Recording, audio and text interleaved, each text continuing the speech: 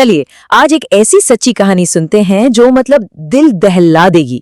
ये कहानी है दिल्ली के कुछ टीचर्स की जो निकले तो थे न्यू ईयर मनाने, पर उनकी ये ट्रिप एक भयानक सपने में बदल गई।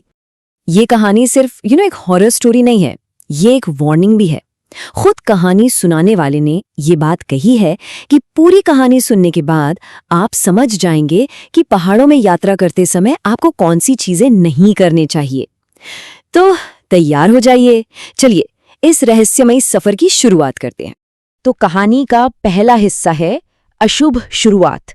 मतलब यहाँ हम ये देखेंगे कि कैसे एक सेलिब्रेशन के लिए की गई ट्रिप में धीरे धीरे लेकिन बहुत ही डरावने सिग्नल्स मिलने शुरू हो गए थे। तो बात हो रही है दिल्ली के 9 स्कूल टीचर्स की। एक ग्रुप था जिसमें 3 कपल्स थे और 3 सिंगल दोस्त। ये लोग निकले थे 1 जनवरी 2025 को न्यू ईयर सेलिब्रेट करने के लिए हिमाचल प्रदेश के जिभी। वहां उन्होंने एक बड़ा ही खूबसूरत सा लकड़ी का घर बुक किया था। मतलब प्लान तो एक परफेक्ट हॉलिडे का था, लेकिन सेलिब्रेशन शुरू होने से पहले ही ना कुछ अजीब चीजें होने लगी। मतलब एक पूरा सिलसिला शुरू हो गया। ट्रिप के ऑर्गेनाइजर रोहन 29 दिसंबर को अचानक बहुत बुरी तरह बीमार पड़ गए। उन्हें ऐसा लगा जैसे कोई पावर है जो उन्हें जाने से रोक रही है। और सबसे अजीब बात क्या थी पता है? 1 जनवरी को जैसे ही वो बस में चढ़े उनकी बीमारी गायब। फिर रास्ते में एक रेस्ट स्टॉप पर एक खाली वॉशरूम में उन्हें किसी की आवाज सुनाई देती है। और तो और बस में एक बूढ़ी औरत उनके म्यूजिक पर बेवजह भड़क उठती है। ये सब सिर्फ इत्तेफाक तो नहीं हो सकता था। और वो जो वॉशरूम में आवाज आई थी ना, वो कोई मामूली वार्निंग नहीं थी। उस आवाज ने बिल्कुल साफ साफ कहा था, वहां मत जाओ, खतरनाक है। सोचिए, ये सिर्फ कोई फीलिंग नहीं थी, ये एक सीधा बिल्कुल क्लियर मैसेज था जिसे उन्होंने नजरअंदाज कर दिया। बस के अंदर का माहौल भी बड़ा अजीब था। एक तरफ तो ये पूरा ग्रुप था फुल पार्टी मूड में, जोर जोर से music, dance, new year celebration. और दूसरी तरफ वो बूढ़ी औरत जो गुस्से से चिल्ला रही थी, सोने का टाइम है, इतना शोर क्यों मचा रहे हो। मतलब ये जो टकराव था ना, ये सिर्फ एक छोटी मोटी बहस नहीं थी, इसमें कुछ बहुत अशुभ था। और फिर उन्होंने वो गलती की जिसने सब कुछ बदल कर रख दिया। ड्राइवर ने मना किया, साफ साफ कहा कि इस घने अंधेरे जंगल में बस मत रुकवाओ। लेकिन ग्रुप ने जिद की कि उन्हें बाथरूम ब्रेक के लिए रुकना ही है। और बस यही वो फैसला था जिसने पहली बड़ी भयानक घटना को दावत दे दी।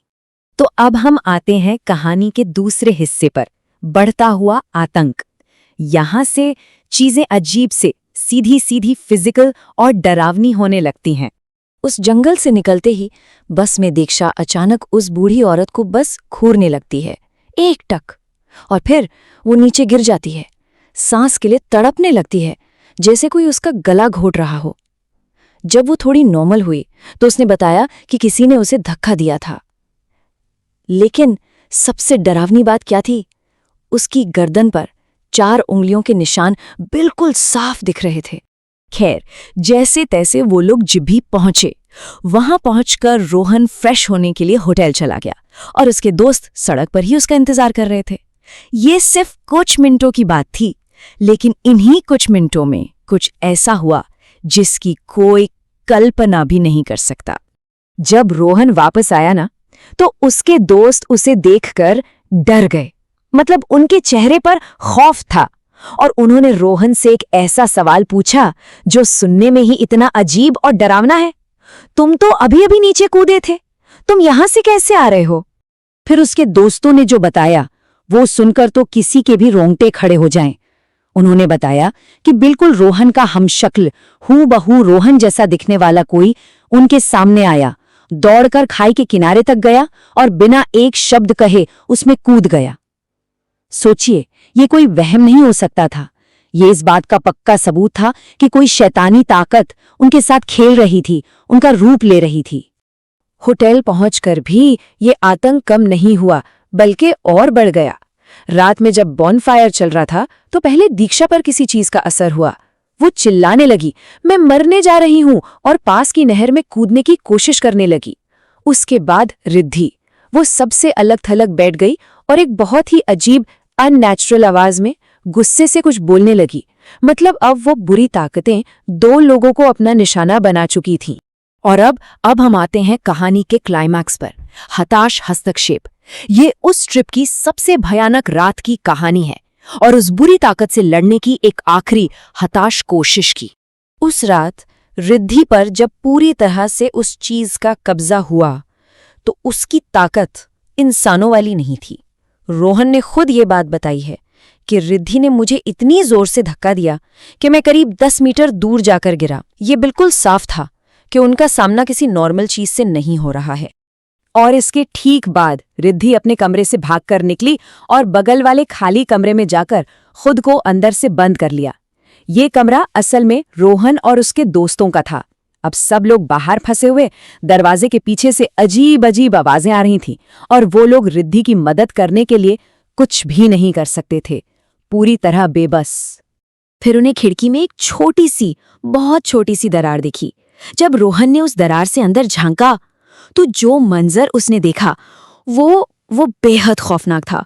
उसने देखा कि रिद्धि दीवार पर ऊपर की तरफ खिसक रही थी, बिल्कुल एक मकड़ी की तरह, जैसे ग्रेविटी का नियम उस पर काम ही नहीं कर रहा हो। रोहन ने खुद उस पल को बयां करते हुए कहा है कि ऐसा लग रहा था जैसे कोई उसे बालों से पकड़कर ऊपर खींच रहा है। आप सोच सकते हैं ये कितना भयानक और यकीन न करने वाला नजारा होगा। अब पूरी तरह से जब सारे रास्ते बंद हो गए तो रोहन ने अपने गुरु को वीडियो कॉल किया। और ये एक ऐसा मोमेंट था जहां मॉडर्न टेक्नोलॉजी एक बहुत पुरानी शैतानी ताकत से टकरा रही थी। गुरुजी ने फोन पर वीडियो में ये सब देखते हुए मंत्र पढ़ने शुरू कर दिए। तो चलिए अब कहानी के आखिरी हिस्से की तरफ चलते हैं, एक प्राचीन चेतावनी। यहाँ हमें ये पता चलेगा कि आखिर इस पूरे आतंक की जड़ क्या थी और इस ग्रुप को जिंदा बचने के लिए क्या करना पड़ा। आखिरकार पास के एक हनुमान मंदिर के पुजारी ने इस पूरी पहेली को सुलझाया। उन्होंने बताया कि ग्रुप से एक बहुत बहुत बड़ी गलती हुई थी। वो जो जंगल में बाथरूम ब्रेक के लिए रुके थे, वो एक पवित्र पीपल के पेड़ के नीचे रुके थे। ऐसा करके उन्होंने वहां रहने वाली 2 आत्माओं को डिस्टर्ब कर दिया था और अब वो आत्माएं उनके पीछे पड़ गई थीं और वो दीक्षा और रिद्धि को अपने साथ ले जाना चाहती थीं। लेकिन हाँ, बचने का एक रास्ता था, एक उपाय। पुजारी जी ने सबसे पहले तो हर किसी के हाथ पर एक पवित्र धागा बांधा। फिर उन्होंने चेतावनी दी कि वो आत्माएं मंदिर के ठीक बाहर उनका इंतजार कर रही हैं। उन्हें पीछा छुड़ाने के लिए एक खास लाइन बोलनी होगी और वो लाइन बोलने के बाद बस सीधे चलते जाना होगा, पीछे मुड़कर नहीं देखना है, चाहे कुछ भी हो जाए, चाहे कोई भी आवाज आए। और वो लाइन बहुत सिंपल थी लेकिन बहुत पावरफुल। उन्हें कहना था, जो हमारे साथ हैं यहीं रहो और हमें जाने दो। ये एक तरह का आदेश था, उन आत्माओं से अपना नाता तोड़ने का एक तरीका। ग्रुप सही सलामत दिल्ली वापस आ गया, लेकिन उनकी ये कहानी अपने पीछे एक बहुत बड़ा सवाल छोड़ जाती है कि जब हम पहाड़ों जैसी पुरानी और जंगली जगहों पर जाते हैं तो क्या वहाँ के कुछ अनदेखे नियम होते हैं? ऐसे कौन से नियम हैं जिनका हमें सम्मान करना चाहिए ताकि हम या कोई और कभी ऐसी किसी अनहोनी का शिकार ना हो? ये एक ऐसी बात है जिस पर शायद हम सभी को सोचना